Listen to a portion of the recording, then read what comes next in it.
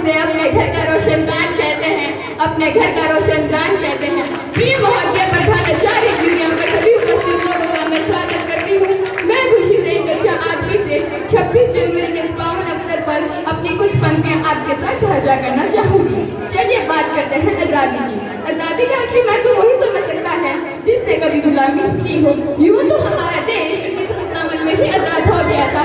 ये तो हमारा परम सौभाग्य है कि हमें स्वतंत्रता में जन्म मिला है। चलिए छोटी सी साझा के साथ शुरू करती हूँ कि जब फंस गए थे हम वीरांगियों के चंगुल में, कि जब फंस गए थे हम वीरांगियों के चंगुल में, तो मेरे रंगित बसंती के एक गूंज से टोलों के टोले उठ जाते थे और उनके वंदे मातरम के चिकारे से शरीर उठा 5-5 लीटरों का तूफान भी अंग्रेजी शास्त्रों के जड़ों में दिखता था।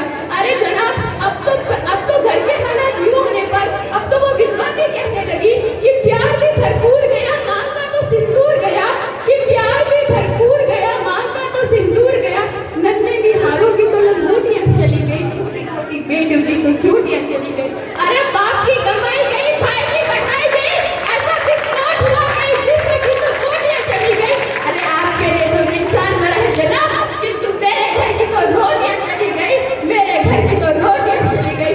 अरे महोदय, अब तो दिन का झंडा भी हमसे पूछने लगा है कि क्या हुआ भारत, आजकल मैं लहराने से ज़्यादा दफनाने में क्यों काम आ रहा हूँ। अरे महोदय, सीना तो हमारा उसी दिन फट गया था जिस दिन बूढ़ी माँ अपने बेटे को जीतरे देखकर रो रही थी और बिलख रही थी कि जनाब, आप तो भर्ती में हिच कम नहीं लेते हो, तुम आधा शरीर कैसे ले सकते हैं, हम आधा शरीर कैसे ले सकते हैं। अरे घर के हालात तो यूं होने पर एक माँ अपने बेटे को दुश्मनों की धज्जियां उड़ाने भेज जाती है और उसे खत लिखा करती है कि अम्मा ने खत लिखा है बड़े ही चाव से, कि अम्मा ने खत लिखा है बड़े ही चाव से, पुत्र तुम मेरे ना घबराना, 1 इंच पीछे ना हट जाना, चाहे इंच इंच कट जाना, चाहे इंच इंच कट जाना। पहले भारत ऐसे अपने देश को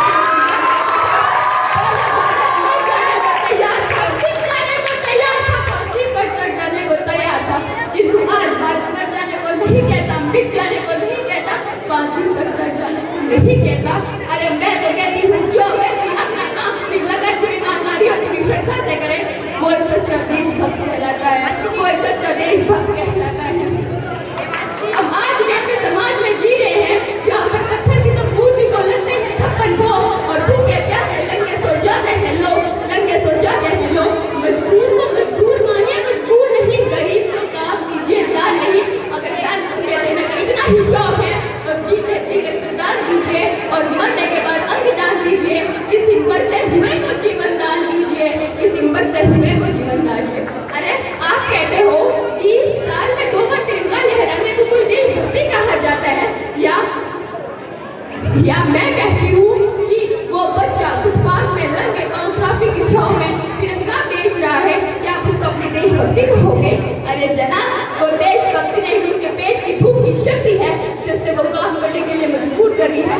न मस्जिद को जानते हैं न शिवालों को, न मस्जिद को जानते हैं न शिवालों को।